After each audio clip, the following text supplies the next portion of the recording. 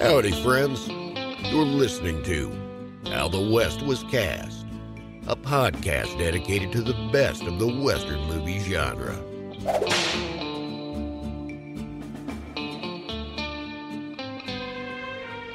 Ever since I was a kid, I wanted to be like you, Mark. You've been a lawman all your life. Yeah, all my life. It's a great life. You risk your skin catching killers, and the juries turn them loose so they can come back and shoot at you again. If you're honest, you're poor your whole life. And in the end, you wind up dying all alone on some dirty street. For what? For nothing. For a tin star. That was Gary Cooper and Lon Chaney Jr. in the 1952 classic High Noon, which is our topic on this episode of How the West Was Cast. Hello, my name is Matthew Chernoff, and I'm a screenwriter and an entertainment journalist in Los Angeles.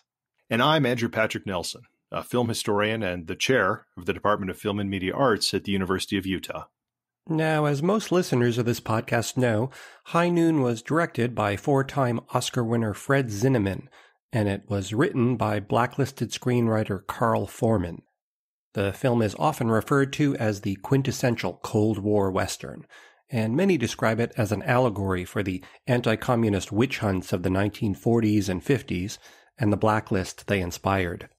The question is, should that Blacklist reading dominate the discourse surrounding High Noon to the extent that it has? Or could there be other, equally relevant readings of the film that have been overlooked by scholars and movie fans and overshadowed by this popular interpretation? To help answer that question, we've invited film historian Austin Fisher to join us on the show today. That's because he recently published a provocative essay about High Noon in the Journal of Cinema and Media Studies. And with that said, I think it's time we say hello to Austin Fisher.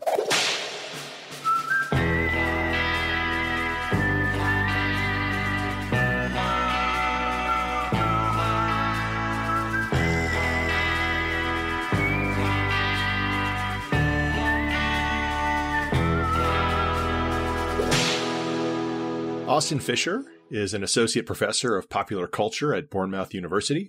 He is the author of two acclaimed books, Radical Frontiers and the Spaghetti Western, Politics, Violence, and Popular Italian Cinema, and more recently, Blood in the Streets, Histories of Violence in Italian Crime Cinema.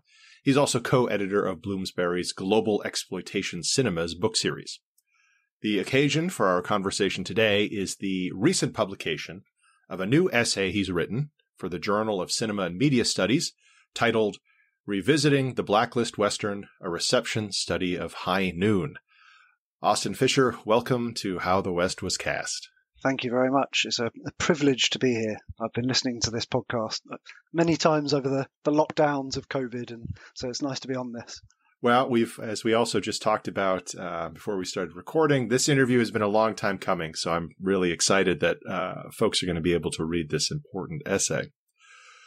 So as you and I know, and as most of our listeners will know, High Noon is a 1952 Western about a marshal named Will Kane, played by Gary Cooper, who decides to leave his Quaker wife on their wedding day and postpone his retirement in order to defend his town from a returning villain who was set to arrive on the noon train to exact revenge for his incarceration at Kane's hands. As you point out, High Noon holds an esteemed place, let's say, in not only histories of the Western genre, but histories of American cinema more generally. And this reputation rests on a particular understanding of the film in the context of post-war Hollywood. So maybe to start, could you just tell us a little bit about what this dominant allegorical reading of High Noon is? So if you read any kind of scholarly studies of High Noon, at some point the Blacklist will be mentioned. And this is a generalization, but it's a broadly true one. And High Noon is widely, if not universally, read as an allegory for the Blacklist, an allegory for the House Un-American Activities Committee and their hearings in Hollywood, specifically in 1951 when Carl Foreman refused to testify. And readings of this film have widely seen it as an allegory for his disgust at the cowardice of contemporary Hollywood. And so Will Kane's disgust at the cowardice of the town at the end of the film is supposed to be a symbol for how Foreman felt that he had been betrayed and not backed up when a hoodlum came to town in the guise of Senator Joseph McCarthy. A terror-stricken town left him to face 4 killers, single-handed, at high noon.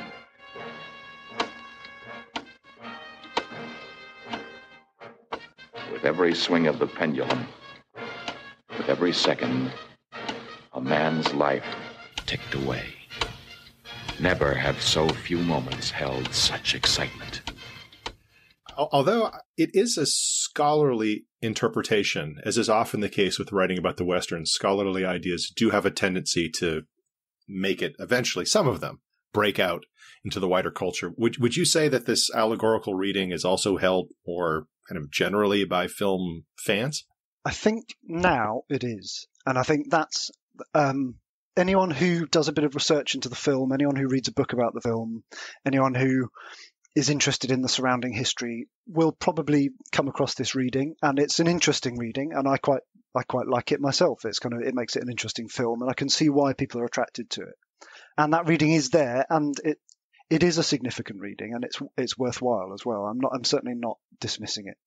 My findings were that there are other readings available which have not been covered to quite the same extent. Right. So what was it that first suggested to you that this prevailing reading of the film was, if not wrong, then maybe incomplete? It's interesting because this is an example of scholarship where the results that came out of this were not what I sought to find in the first place, which I think is what scholarship should be about, really, responding to the evidence rather than preordaining a conclusion. And so I approached this thinking, well, I'm very interested in how Westerns symbolize political tensions of their period, which is a standard reading in scholarship and in criticism, as you well know, because you I do know that well. And I have done that myself. My first book was about how Italian Westerns did exactly that. And so my initial desire with this article was to investigate that very point in more depth. It's such a widespread allegorical reading that I just thought, well, it would be interesting to see exactly how that allegorical reading formed and how soon after its release was it formed. So I was expecting to find lots of contemporary reviews that discussed it, because when you read books about this film, the impression you get is that everyone was aware of it. It was all over the newspapers. It was being discussed. That when High Noon was denied an Oscar, it was directly because of this, and it kind of was. But whether or not that was in the public domain is another issue. So I went onto newspaper databases, and I just thought it would be interesting to just really mine this. And so I spent a whole summer basically going through every review I could find between 1951 and 1956 of this film. And we're talking about hundreds of reviews. So maybe talk a little bit more about that methodology. So you find these 148 reviews.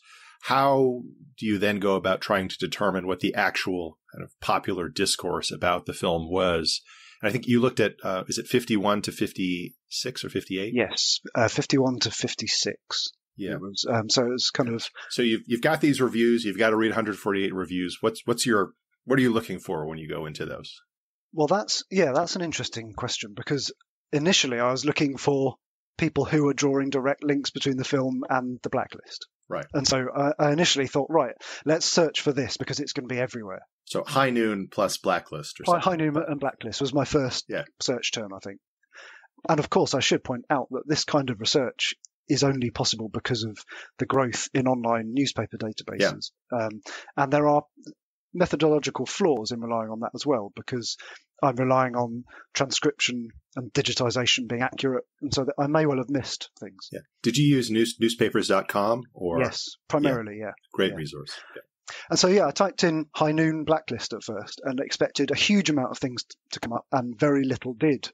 And that was the kind of, the initial alarm bell was, well, hang on, I thought this film was the kind of, it's the cause célèbre of Cold War Westerns, it being about the Cold War, not about the Wild West. So where are all these discussions of it? I thought I'd done something wrong. So I narrowed my search terms and just searched for High Noon reviews. Right. And there were lots. and I found 148. So eventually that's what I did. I just searched for High Noon. Right. And narrowed it down. So if there were replications, I cut those out. And I just collated all of them and then spent a summer reading them and kind of doing a corpus of key terms, key arguments, main approaches to the film. So just so that initial finding, the lack of a discussion of High Noon at the time in the context of Blacklist, sort of confirmed what you had observed in some of the scholarship, that there would be references to how the film was received, but not a lot of specific reference to newspaper articles at the time, really outside of Hollywood trade journals, right? So kind of a dearth of primary evidence.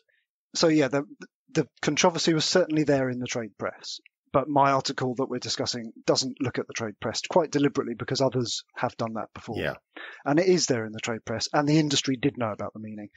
But whether that can then translates into the popular press right. is another matter altogether. And I found that it did not in any meaningful way. Right. So there is, along with this myth of High Noon being this allegory, sort of the idea that the film is maybe not even a Western, that it's a social drama in Western disguise. And there's also this idea that High Noon at the time was not received as a great Western, or wasn't even really thought of in terms of it being a Western. But you discovered that this was also not entirely accurate. Yeah, in fact, you could hardly be further from the truth. The kind of fascinating discovery I made was when we break down this scholarly orthodoxy about High Noon being a Blacklist Western. One of the first things you hear from scholarly writing about the film is that it was ostracized from the Western, that it was despised, it was critically denigrated, that it was seen to be, as you say, not a Western, but a social drama dressed up in Western clothes was the constant refrain you read from Andre Bazin, Robert Warshaw, Andrew Sarris, kind of founding luminaries of film studies and of Western genre studies. And that wasn't the case at all. And the popular press from the week of release in particular was overwhelmingly positive about this film. It was an instant classic. It was seen to be more than just a great Western. It was seen to be one of the great Westerns. One of the most repetitive phrases I came across was comparing it to Stagecoach and Red River. You know, I was really struck by that, just the number of reviewers putting it in the same league with Stagecoach, which is actually interesting because it tells us something about Stagecoach's reputation as a Western by 1952. But also, I mean, there's one review who basically says, to this point, there was only one Western I truly cherished, and that was Stagecoach. And now there's a second.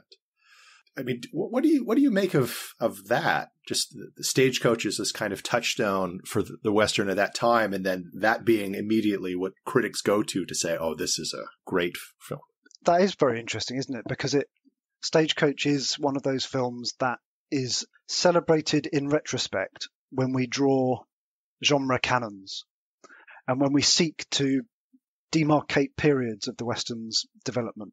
And it's often seen to be, again, this is a scholarly tendency. It's Stagecoach is often discussed as the film that resurrected the Western, and which totally ignores the fact that the Western was never dead in the first place. Yeah. And indeed, the 1930s was probably its most productive decade. Yes. It's just the wrong kind of Western because it was popular Westerns. It was singing cowboy Westerns. It wasn't the serious Western as critical establishments like to frame it. And so I think that kind of shows that kind of discourse was already alive in the early 50s. And this eagerness to demarcate periods of the genre in convenient landmarks, I think. Yeah, I think that's right. I mean, one thing that I've written about a few places is that Stagecoach is actually a very atypical Western for 1939. We hold 39 as being this really remarkable year when we get this real explosion of A Western. So different from the types of Westerns that were really popular in the 30s, the B Westerns, the singing cowboy pictures, but these A Westerns. So you got Jesse James and Union Pacific, and Stagecoach is certainly in there, but its story of the imperiled stagecoach is not a typical Western story in the way that the charismatic outlaw or the building of the railroad or the town taming lawman or something like that.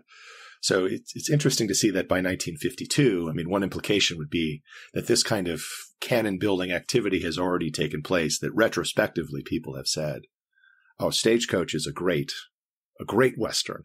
And that becomes a touchstone for us to look back on and say, well, there's some kind of connection then, some kind of similarity between High Noon and that film. And in some ways, there is a similarity in that, as you say, both of them are quite atypical. Yes. And they're actually very unusual Westerns, and for various reasons. And one of the standout quotations that I found was that, I think it's the same one that you're referring to. I've just got it in front of me now. This reviewer said, "I cherish two Westerns, Stagecoach and High Noon. These were the peak of effort within a single field. They achieved a shining perfection that stamped them on memory as though with a hot iron. They never strayed from their milieu. They kept within a rigid code of storytelling." It's as if these are the definitive Westerns. These are not just great Westerns. These are the Westerns that forevermore will be held up as the most typical and most wonderfully, like almost the Platonic form of the Western. Right. And nothing could be further from the truth. Yeah, really. They're incredibly atypical. Although it's interesting because I obviously done a lot of work on Westerns from the 60s onward, and especially in the 60s and into the 70s, you'll see the advertising for films begins to reference even kind of obscure Westerns like Bite the Bullet, which is a Gene Hackman film about with Candice Bergen about horse racing. We'll say that it is a great Western in the tradition of Stagecoach, High Noon. They come up time and time again. But as you said, these are entirely atypical Westerns, which is perhaps what makes them so appealing to scholars and critics. The Searchers often gets mentioned in this way, that these are Westerns perhaps for people who don't like Westerns. Yeah, exactly what Andrew Sarris said. He said that Zinnemann was an anti-filmmaker for anti-film goers, and he made an anti-Western. Right.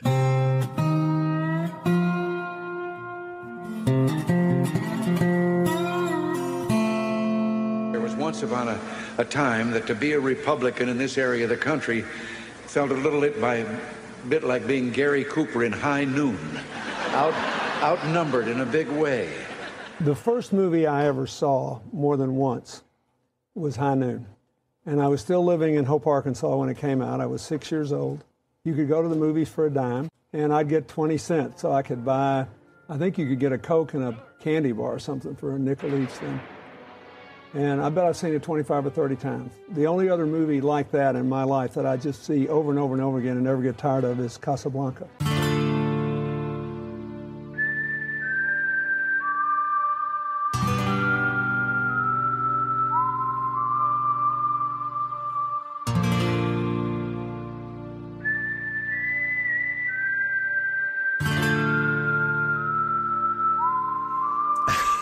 So that's a good segue to another topic about High Noon. So you've kind of dispelled the idea that there was widespread popular discourse about High Noon as being about the Blacklist. Certainly the case in Hollywood, that conversation is happening, but not in the wider popular culture. I mean, you even sort of point out that oftentimes there would be reviews of High Noon appearing on the exact same page as articles about the House Un-American Activities Committee's investigations, with no sort of crossover whatsoever between the two of them. So we've kind of got that there. And then the idea that it wasn't received, at least popularly, as a Western. Quite the opposite. It was seen as a great Western. Then there's the question of authorship. And that allegorical reading foregrounds Carl Foreman as a kind of authorial figure. Now, this has sort of been problematized more recently, certainly in Glenn Frankel's book, High Noon. He spends a lot of time talking about the different claims that different participants in the film might have to some kind of authorship. What's the controversy around the film's authorship, and what did your review of all these contemporary reviews tell you about this subject? Yeah, so this was another kind of unexpected but fascinating finding of this archive, was that the other big controversy, as you say, around High Noon, if you take away the Blacklist reading, though related to it, is who is the kind of the primary agent of making this film, who should be credited as the genius behind the film. And again, scholarship tends to divide into two camps, Fred Zinnemann or Carl Foreman. And often this is related to whether or not a writer is buying into Blacklist readings or not. If we're in the Carl Foreman camp, then we're saying, yes, this is a Blacklist film. If we're in the Fred Zinnemann camp, then we're arguing that no, this was not. This was more of a kind of social problem film. This was a film about issues. And Zinnemann himself said it wasn't a Blacklist film, and he rejected that reading.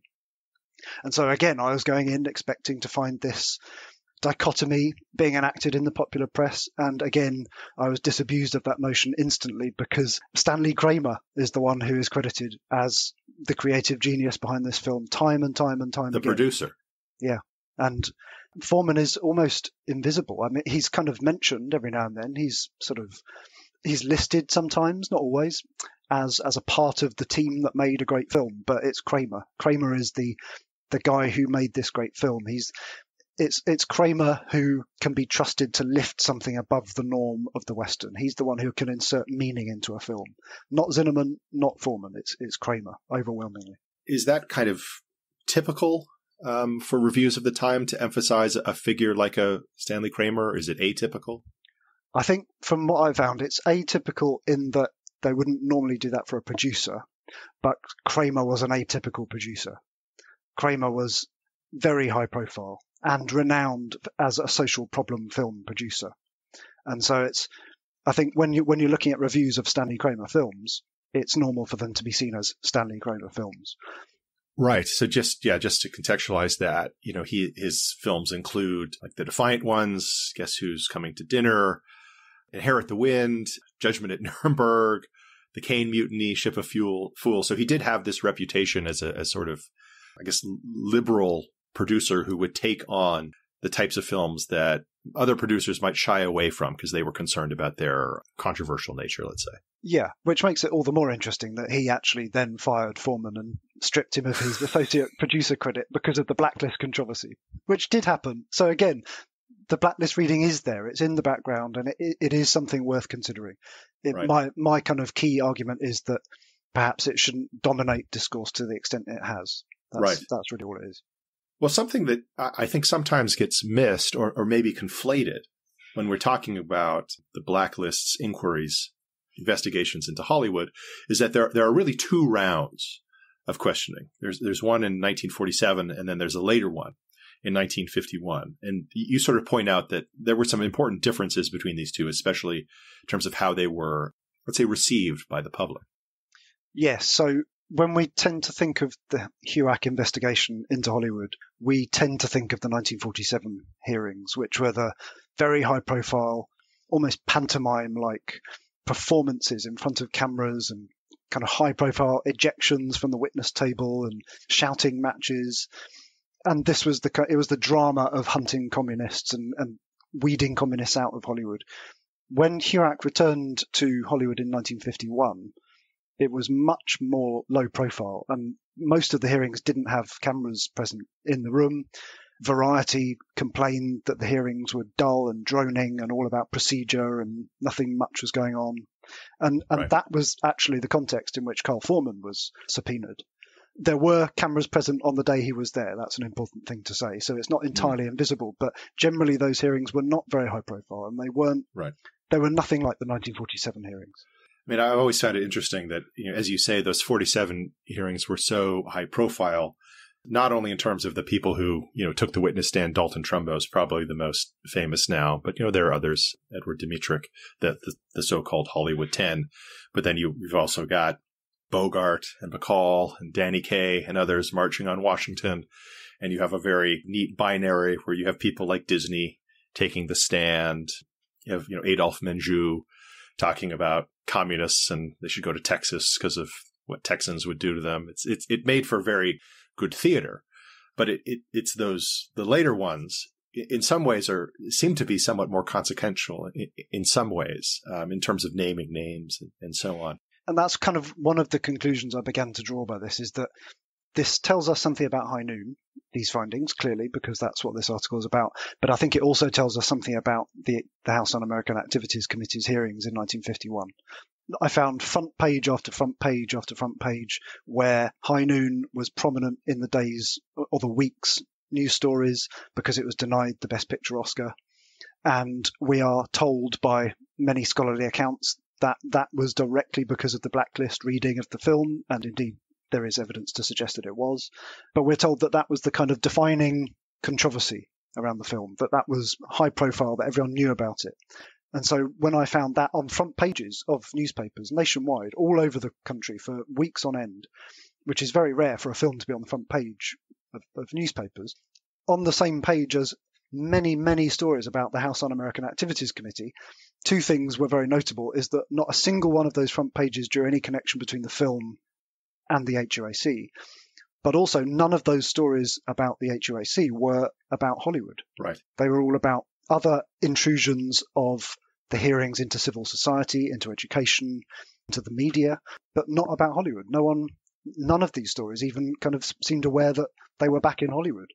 So the notion that this was a widespread, very high-profile hearing with a high-profile screenwriter of a high-profile Western famously sticking one back to McCarthy with his screenplay, while a very common subject of whispers in the film industry and the trade press, was not something that was foremost in the public consciousness by the evidence that I have uncovered. I can't pretend to know what everyone was thinking, and nor would I claim to be, but this evidence does not point to that. Calling the House Un-American Activities Committee to order, Chairman J. Parnell Thomas of New Jersey opens an inquiry into possible communist penetration of the Hollywood film industry.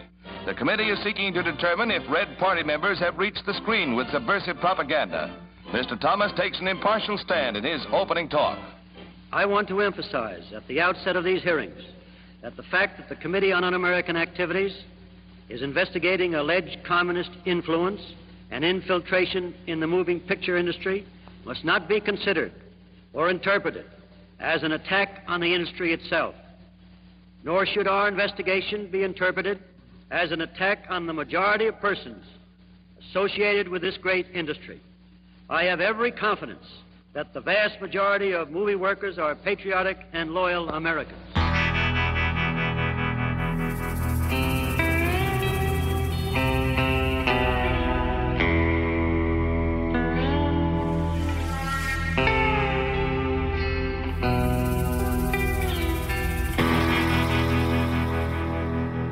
You know, one thing that I actually really appreciated in this essay is you point out that the idea of the film's narrative as an allegory for Foreman's plight doesn't really work in any particular way. Yes, so this kind of occurred to me as I was writing it in a way, because a scholarly article, you have to introduce the key ideas and you have to bring someone on board, because it's not necessarily universally known that this is a Blacklist allegory. And so I had to explain the allegory.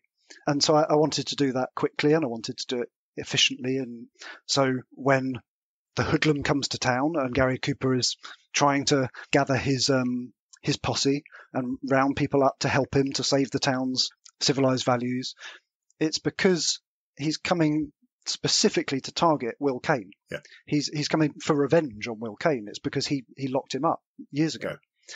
But then I tried to transpose that from the plot of High Noon to the HUAC investigation, and it just didn't add up, because HUAC did not come after Carl Foreman. They weren't here to get Carl Foreman. They were here to get communists. Yeah. And he was one of the people they wanted to question, and he refused to testify, and therefore he got blacklisted. And so that doesn't quite work. Even if the allegory was foremost, it doesn't quite add up. And then also there's this notion that Foreman was framing the Hollywood establishment as cowardly, that when Will Kane discards his tin star, it's because he's disgusted with the unwillingness of a community to stand up to the values it has professed to hold dear. Right. When the time comes, when tyranny comes, who will stand up to this tyranny? And that also doesn't quite work, because what could Hollywood have done? Right. They were in no position to resist HUAC. Now, maybe they were cowardly. Maybe they did abandon him to his fate. And I think, you could argue that they did, but I'm not entirely sure what they could have done to stop it, really. And so in various ways, it's a bit of a clumsy allegory, which isn't to say it wasn't intended, because it could just be a clumsy allegory that was intended and has been read by many people. And that's one reading. Well, it's certainly been a powerful allegory. It's almost, I guess, a myth. It's sort of the myth of High Noon in some ways. And that gets to something that I've been thinking a fair amount about recently. So, it's the job of film historians to, try to look closely at history and try to uncover, maybe not the truth, but something approaching it, persuasive arguments about what actually happened. But what it seems to me, and your article seemed to provide just more evidence for this line of thinking for me, is that to a significant extent, probably greater degree than we've ever heretofore acknowledged, our understanding of Hollywood history has actually been shaped by the stories that Hollywood told about itself at the time. Whether through the trade press, which was often working in collaboration with the studios. I'm almost concerned by the degree to which the myths that Hollywood has created about itself have influenced decades of what was supposedly serious academic histories, which then become popular histories. Am I right to worry about that? Is that an instance of this? I think so. And I think the key finding that I kind of came to at the end of this article was that if we approach film history, indeed any history, if we approach history with an assumption that a received narrative or reading of a situation is universally true, then we are instantly disabling our own reading of that moment. And the reason I came to that conclusion was because that was exactly what I was doing when I started researching this article. And then swiftly had to disabuse myself of the notion I had when I approached it. So I think the specificities of the moment have to be taken into account much more in film history, because I think historians more broadly do this all the time. Yeah. They look at the context, they look at the specific factors that fed into a particular event or phenomenon, and then think about, okay, why did this happen? What came out of it? What were the results? Who perceived it in this way? Who perceived it in other ways as well?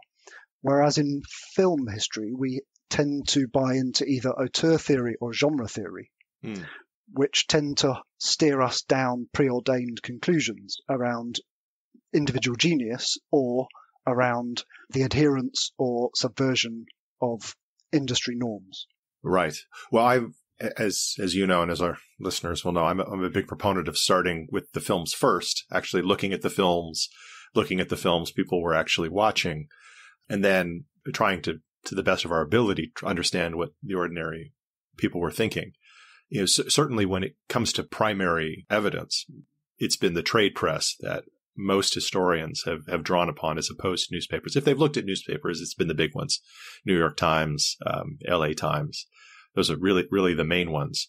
But it kind of leads me to question the degree to which we should be relying on the Hollywood Reporter and Daily Variety when there's, especially now, so many newspaper articles that we can have access to easily to try to get a better sense of what's going on at the time.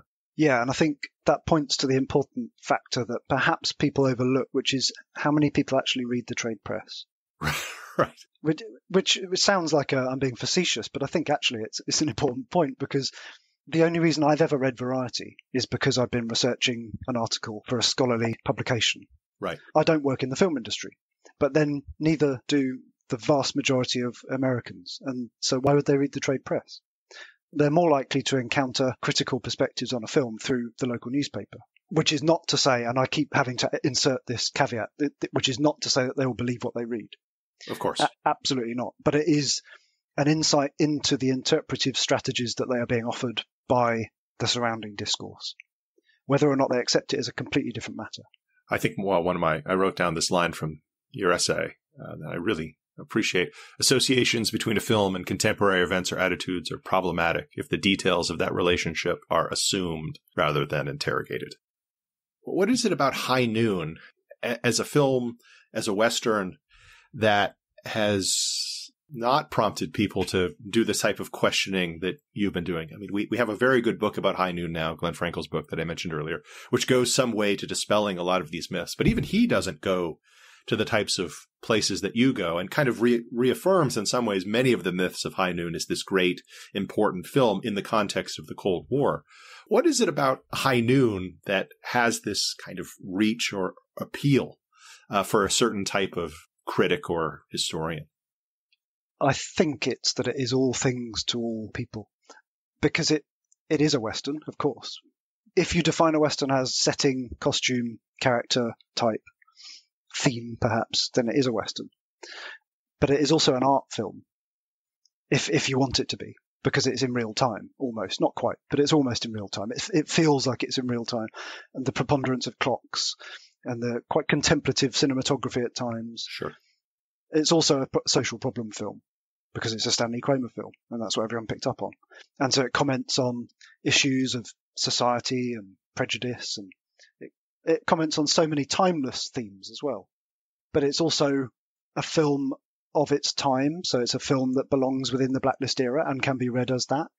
And it's a Gary Cooper film, which is something we haven't really mentioned. Because when I said that Stanley Kramer was mentioned more in reviews than Carl Foreman was or Fred Zinnemann was, Gary Cooper was mentioned more than anyone else for an obvious reason, which is the star system. And I'm speculating, but I think this probably does reflect the fact that most people, when they went to see this film, were going to see the latest Gary Cooper Western. Of course. I like Westerns because the good ones are real. You feel real when you're making them, and, well, you don't feel actorish. The Western picture tells stories of the pioneer period. The pioneers braved the elements, and we are brought close to the pioneer people by seeing the Western picture, and we realize that our country was and is full of people who believe in America.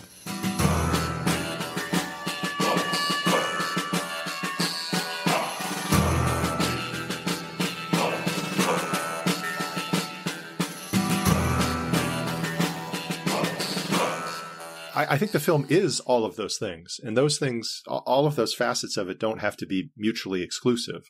You know, one thing that I've pointed out is that, you know, at the same time as this film has been upheld as this great liberal allegory, a publication like the National Review, the conservative American magazine, can also say that this is one of the greatest conservative movies of all time because of Will Kane's refusal to walk away. I mean, you'll know that also in the context of the Korean War, some people at the time supposedly saw this as an affirmation of America's mission in Korea. So it can be all of those different things, and it need not be only one of those things. In fact, a fuller appreciation of the film is probably what this film actually needs and deserves to understand why it's had such appeal. What you said, though, does kind of take me back to how this can be just a useful way to make particular arguments about Hollywood. So it becomes less about the film itself. The film as a Western, the film as a kind of what if Western about, well, you know, what if the lawman didn't leave town at the end? What if Wyatt Earp decided, you know, I'm not going to ride off. I'm going to stay and we'll see what happens. Doesn't end particularly well for him. Kind of reaffirms the decisions of all of those Western heroes to leave town. I mean, it certainly is a Western, and I don't think that's been discussed to the degree that it should be. So I think it deserves this fuller treatment. The fact that it has so many readings and the fact that it has so many fans from every political hue is why it's interesting. And that's why we should investigate all of these available readings. And there's another available reading, of course, which some scholars have adopted, which is a feminist reading.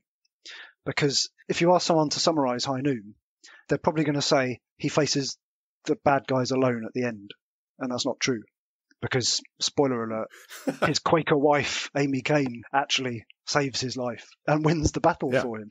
And so it's not actually a lone masculine quest at all. It's about pacifism and the necessity for violence as a last resort, as so many Westerns are. And that's why it's so interesting, because it's very ambiguous, actually. Well, certainly in the quotations that we have from Howard Hawks, that was something he found especially offensive, this idea that the hero was going to mope around town for 80 minutes and then his Quaker wife had to save him. And I think the Howard Hawks hatred of this film is another thing that's often pointed to as, oh, well, if Howard Hawks hated it and made Rio Bravo as a riposte, then it's clear that everyone knew that this was a Blacklist film, which isn't quite true, because that's not really why he made Rio Bravo. Well, exactly. And he's responding to the cowardly sheriff. Although, you know, something that I've pointed out, that if Rio Bravo is kind of a response to the cowardly depiction of the town, you know, Rio Bravo isn't much of a response, because the town is almost, in terms of the townspeople, are basically non-existent in Rio Bravo. They are literally on the periphery and in the background. And it's just this world of archetypal heroic males with one, you know, incredibly charismatic female thrown into the mix. Yeah. And that kind of brings also John Wayne into the mix, of course. Right. Because another piece of evidence for High Noon's widespread reading as a Blacklist allegory is the fact that John Wayne, in a very high-profile way, said it was the most un-American thing he'd ever seen in his whole goddamn life. Right. Which, of course, does point to the fact that John Wayne identified liberal politics in the film and objected to those politics, but he said that in the 1970s. And that's often overlooked. Correct. He, along with scholars and along with critics, developed this reading over time. I read an interview that you gave, John, in which you said you objected to High Noon, to the film itself. You said it was un-American. I saw that film, and I guess a lot of people here in this audience will have seen that film, and I, for the life of me, can't see what's un-American about it. Well, a whole city of people that have come across the plains and suffered all kinds of hardships are suddenly afraid to help out a sheriff because 3 men are coming into town that are tough. Now he goes to them and pleads them, and he goes into the church, and for some reason the women are all sitting on one side of the church and the men are sitting all on the other side of the church, and he pleads his case.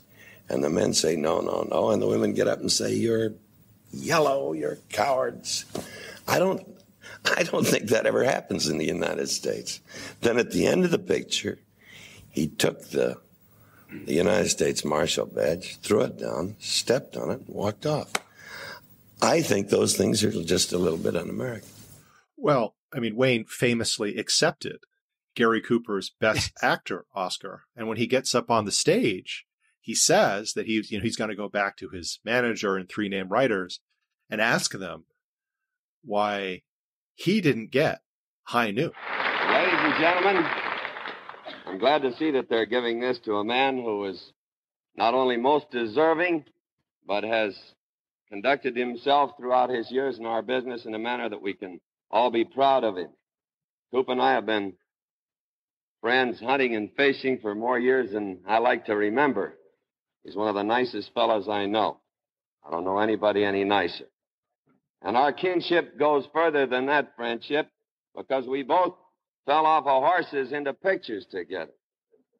Now that I'm through being such a good sport, spouted all this good sportsmanship, I'm going to go back and find my business manager, an agent, producer, and 3 name writer and find out why I didn't get High Noon instead of Cooper. Yeah, and that's what he says. I mean, he says that publicly. So, and I don't say this is a criticism of Wayne. Just says that his ideas about the film changed, just as many other people's ideas about the film changed as this myth of the film as this, I guess in his view, un-American or at least politically liberal film took hold, not only in Hollywood and then in academia and then to a degree in the larger popular culture. And it's worth noting that Carl Foreman's own explanations for this film's meaning being a Blacklist allegory also come from the 1970s. Correct. The ones we have on record. Now, I'm sure he said it to people in the 50s too, but not on record. So it's debatable whether it really was. And that's actually another thing I think about a lot. Many of these great screenwriters, directors, actors of Hollywood's golden age were, of course, around into the 70s. They were, in many cases, willing to go on at great length about their craft, when visited by people like Peter Bogdanovich, kowtowing at the feet of their idols. But I often think that by that point, those filmmakers, they have, consciously or not, by osmosis, I suppose, just kind of absorbed decades worth of critical ideas about these films. And I think that begins to shape their own retrospective discussions about what it exactly is that they were doing. Cirque probably is the most obvious case when he starts talking about the symbolism in his films. But I think this happens with Ford. I think it happens with Hawks. I think it happens with all of these guys. Yeah, and I think that kind of points to the broader significance of this film, but also of Blacklist readings of films more generally, which is that it's a very perilous way to approach these films if we think that audiences or societies acted as one. Right. In any way. I mean, that's a perilous thing to do for any historian at any point. Absolutely. And so if we think of the Red Scare and the panic around communism and witch hunts, if we think that characterized the whole of American society, that's instantly a historical dead end. Of course it is. And it sounds too obvious to say that. It sounds ridiculous to even say it. But yet somehow we tend to do it when we think about audiences. We do. Which is an odd thing to do. As though this single film tells us everything we need to know about the zeitgeist, which, of course, our own everyday experience as a film-going just confirm. The person who you agree with 90% of the time, you can go and see a film with them, and you can come out and it can be as if you and your friends saw completely different films. Yeah, and I think this kind of links back to what we're saying about the 1970s readings of High Noon, which is that, like Jeff Smith has said this in his book about the Blacklist, that these readings didn't emerge fully formed in the 50s. When we look back at Johnny Guitar or at Invasion of the Body Snatchers or High Noon or any of these films that are now seen to be communist allegories, they were not necessarily seen as communist allegories at the time, or allegories of the Blacklist or allegories of the Cold War, but those readings developed over time as film studies became an academic discipline and as film criticism became more respected and as film as a medium became more respected as an artistic commentary on society. Retrospective readings became attached, and especially, as you were alluding to earlier, as blacklisted writers began to be accepted back into the Hollywood fold and Hollywood began to want to atone for its sins, their stories began to emerge, and therefore these meanings began to emerge, and so they are retrospectively attached. Yeah.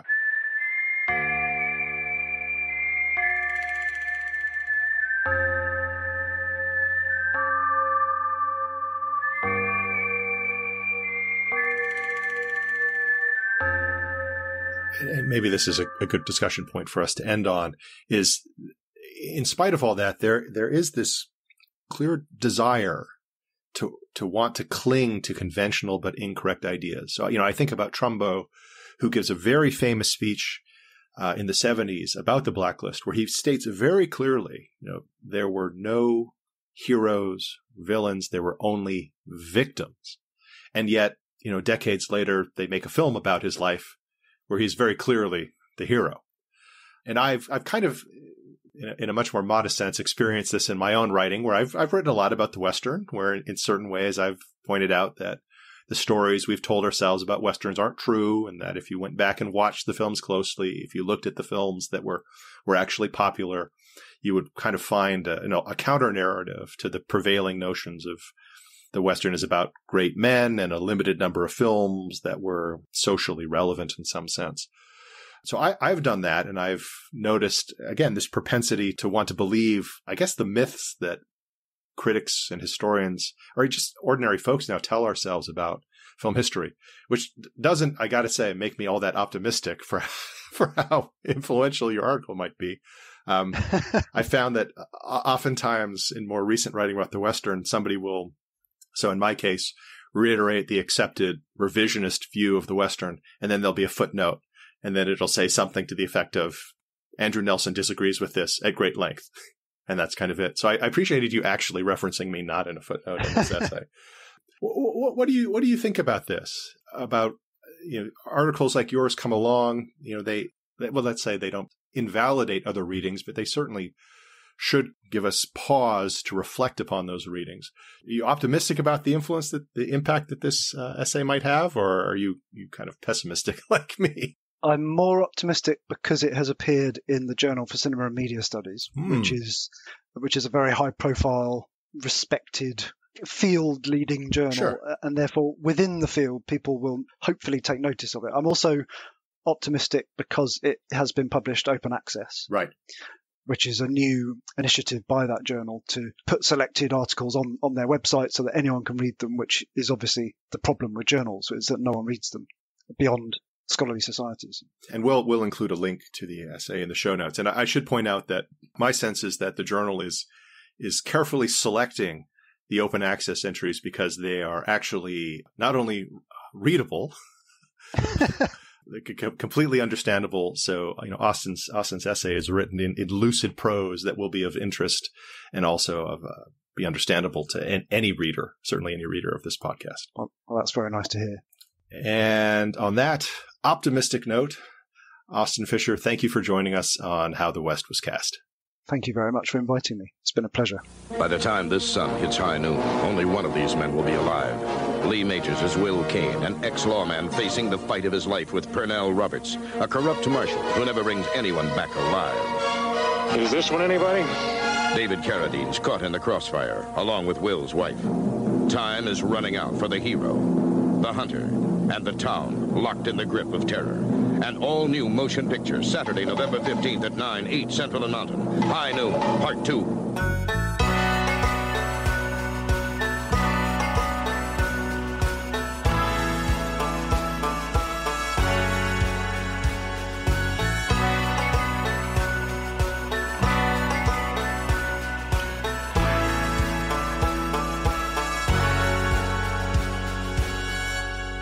That was film historian Austin Fisher in conversation about his new essay, Revisiting the Blacklist Western, a reception study of High Noon. The essay is essential reading for any fan of Western movies, and you can find a link to it in the show notes. Now, one thing Austin and I didn't discuss about High Noon is the movie's famous song, The Ballad of High Noon, which is more commonly known as Do Not Forsake Me, Oh My Darling. The song is sung in the movie by Tex Ritter, and was also covered at the time by Frankie Lane. Great as those versions are, for my money, you can't top a more recent version by the outlaw songstress, mistress of the murder ballad, and good friend of the podcast, Sarah Vista. Take it away, Sarah. Do not forsake me, oh my darling, on this our wedding day. Do not forsake me, oh my darling.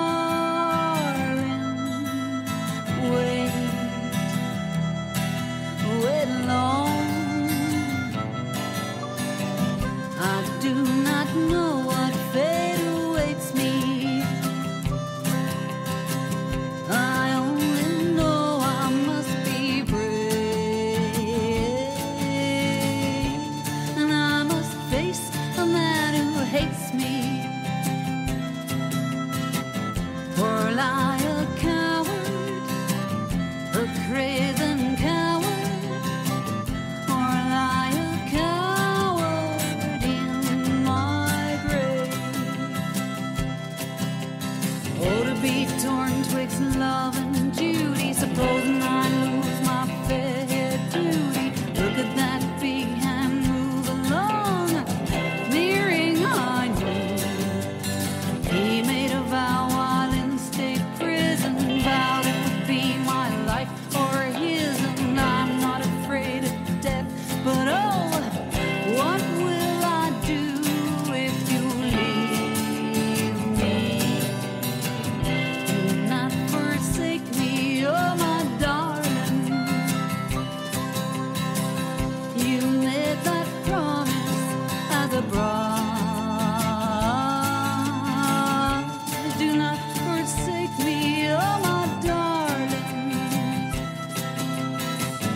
Although you're grieving, don't think of leaving. Now that I need you by my side.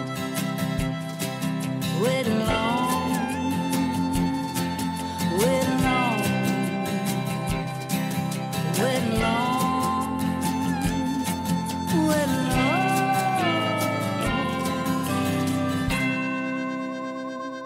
Well, that wraps up our High Noon episode. And before we let you go, don't forget to follow us on Twitter, Instagram, and Facebook.